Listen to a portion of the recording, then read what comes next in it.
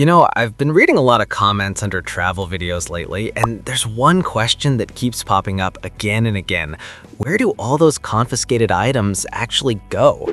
People lose things every single day: perfumes, power banks, scissors, even snacks, and no one ever tells them what happens next. It almost feels like your stuff just disappears into a black hole the moment the TSA takes it away. But here's the twist most travelers don't know.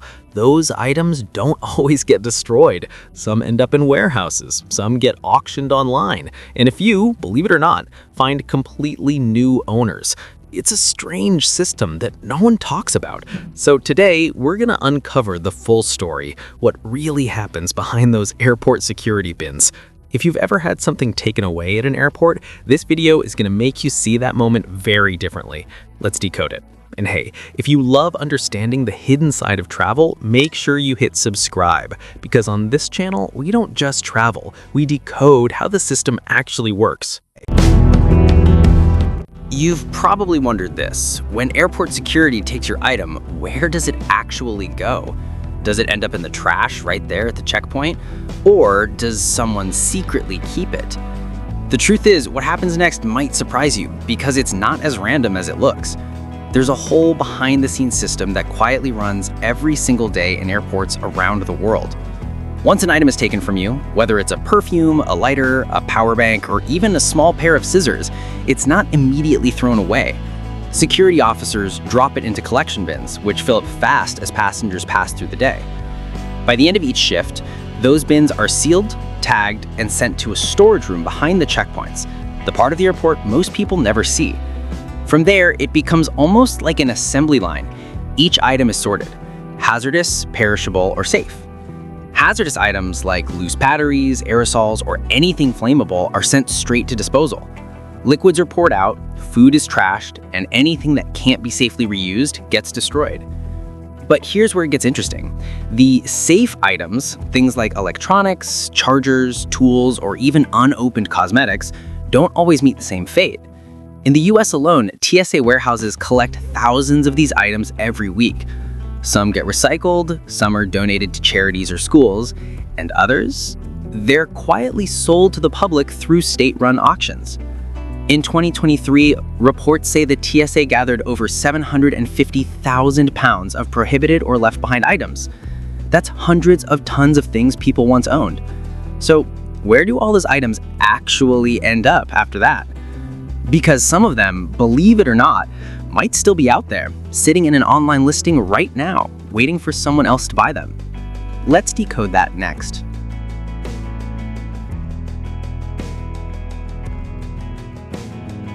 Here's where the story takes a wild turn, because those confiscated items don't just vanish into thin air.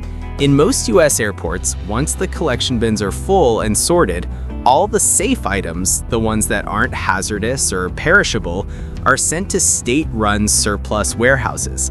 These warehouses are packed with everything from hair dryers and knives to toys, headphones, chargers, and expensive water bottles people forgot to empty. And then the real twist comes in. Instead of sitting there forever, many of these items are listed for sale on govdeals.com, an official online auction site where government agencies sell unclaimed or confiscated goods. That's right, your $50 water bottle, your grooming kit, or even your favorite travel gadget could be sitting on that website right now, being sold for just a few dollars. It's not just airports in the US either. Some items from TSA checkpoints are handed over to Goodwill or local liquidation stores, where they're cleaned, priced, and resold to the public. It's a strange full circle. The item you lost at the airport could easily end up on a thrift store shelf miles away. Liquids, on the other hand, don't make it that far. Perfumes, drinks, lotions, anything that can spill or spoil are immediately destroyed for safety reasons. But reusable items like clothes, books, and tools, some airports around the world, like in the UK and parts of Europe, have started donating them to local charities or recycling centers. So, the next time your travel-sized shampoo or power bank gets taken away, remember this: it's not gone forever. It might just have found a new life somewhere else, in a warehouse, on a government auction page, or in someone's shopping cart at a thrift store. And the craziest part? Most travelers have no idea this system even exists because airports don't advertise it. You just lose the item and move on. But what if I told you there's actually a way to find some of those confiscated items again? Let's talk about that next. You know, this whole topic isn't just about rules or systems, it's about people. Because behind every confiscated item, there's a small story that never gets told. Take this one traveler, for example. She lost her $300 hydro flask at security because the scanner couldn't see through the insulated metal, and the officer couldn't confirm if it was empty. She said it wasn't about the price, it was a memory from her first solo trip. She watched it get taken away in seconds, with no option to explain, no way to get it back. Then there's another story, a guy traveling with a power bank, completely within the airline's limit. He said the officer still took it away, claiming it looked suspicious. He laughed about it later, but you could tell in his comment, it wasn't funny at the time. It was his only way to charge his phone on a 15-hour flight. And one of the weirdest ones I came across, a traveler in Germany had an entire bag full of homemade sausages confiscated. He'd packed them as gifts for his family abroad, only to watch the whole bag disappear at customs. Imagine spending hours preparing something for your loved ones, and it ends up in a bin because of a rule you didn't even know existed. People don't just lose things, they lose memories, gifts, and sometimes essentials they truly need. One woman even wrote that she started mailing her extra items home before every flight just to avoid the stress. When you read these stories, you realize these aren't just random confiscations. They're small moments of helplessness every traveler can relate to. And maybe that's why this topic hits so hard, because it could happen to any of us. And here's where it gets interesting. How do other countries handle it? Let's decode that next.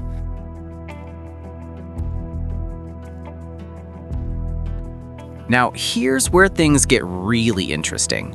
The fate of your confiscated items completely changes depending on where in the world you lose them. Because when it comes to airport security, every country plays by its own rulebook. In the United States, as we saw earlier, most non-hazardous items end up stored, recycled, or sold through government-run auctions. It's surprisingly organized, almost like a second-hand economy built on travelers' mistakes. But fly across the Atlantic to the United Kingdom and you'll find a stricter, more controlled system. At Heathrow and Gatwick, items like liquids, aerosols, or restricted electronics are usually incinerated or recycled. The reasoning? Once something's entered that restricted zone, it's considered contaminated and can't legally re-enter circulation. So even if it's your brand new $200 perfume, it's destroyed. Not because it's dangerous, but because that's the rule. Head over to Canada, and things take a more community-focused turn. At major airports like Toronto Pearson and Vancouver, confiscated or surrendered items, especially tools, scissors, or everyday goods, are often donated to local charities or recycled through government partnerships. The Canadian Air Transport Security Authority even runs programs that redirect safe items to nonprofits rather than just dumping them. It's a cleaner, more socially responsible system, one that tries to make some good out of travelers' small losses. Then there's Australia, and they don't mess around. With some of the world's toughest biosecurity laws, anything that could risk contamination from food and wooden souvenirs to plant-based materials is immediately destroyed. Even regular items like aerosols or batteries are tightly regulated. The Australian Border Force and airport security prioritize zero-risk handling, meaning once they take it, it's not coming back. So while your power bank in the US might end up on a government auction site, in the UK it could be burned, in Canada it might go to a charity, and in Australia it's straight to the incinerator. Here's something most travelers never imagine. What if the things people lose at airports actually fuel an entire hidden economy? Because yes, there's money behind those bins of confiscated stuff.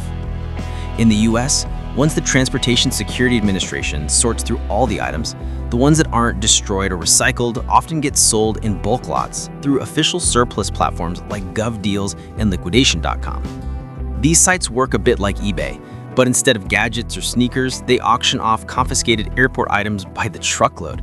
Everything from scissors and tools to sunglasses, power banks, and even unopened perfume bottles.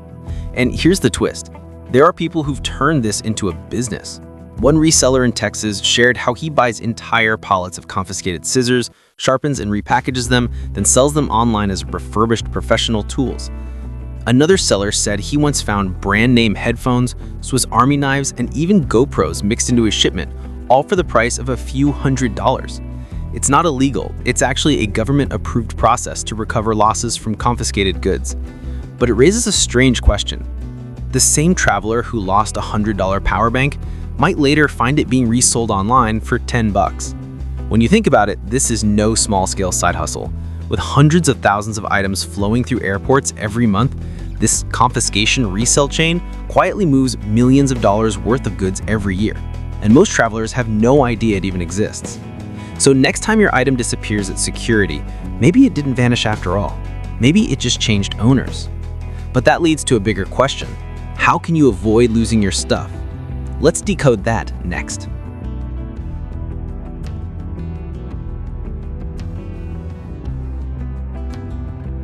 After hearing all this, one thing's clear. Once something is taken at the airport, it's almost impossible to get it back. So instead of hoping for luck, it's way smarter to pack like someone who already knows how the system works. Start with this. Always check your airport's official website. Or if you're flying from the US, the TSA's What Can I Bring page. It takes 2 minutes, but it could save you from losing something expensive. Every airport and country has slightly different limits, especially when it comes to batteries, liquids, and sharp items. Second, handle your batteries the right way. Most travelers don't realize that lithium batteries, even tiny ones, can trigger alerts if they're in checked bags. So keep them in your carry-on, use a $5 battery-safe case, and tape over the terminals if possible. That small step can literally stop security from pulling your bag aside. Third, keep proof for whatever looks suspicious. Prescription liquids, medical sprays, or special solutions, carry them in original packaging with a prescription label or a note from your doctor. Security officers are trained to check for documentation. If you have it, they'll let it pass. If you're carrying something you know might raise eyebrows, like a big power bank, custom knife, or even large toiletries, ship it home or directly to your destination instead of risking it at security. A $15 shipping fee is better than losing a $100 item forever. And finally, make your essentials visible. Use a transparent toiletry pouch, label your electronics, and avoid wrapping things in paper or cloth. It makes the screening process faster and keeps you from being flagged. Because in the end, a small Ziploc bag, a clear label, or a cheap plastic case could save you hundreds of dollars and a whole lot of frustration. And speaking of saving, there's one more thing travelers can do that almost nobody talks about. Something that could actually turn a stressful airport experience into a smooth one.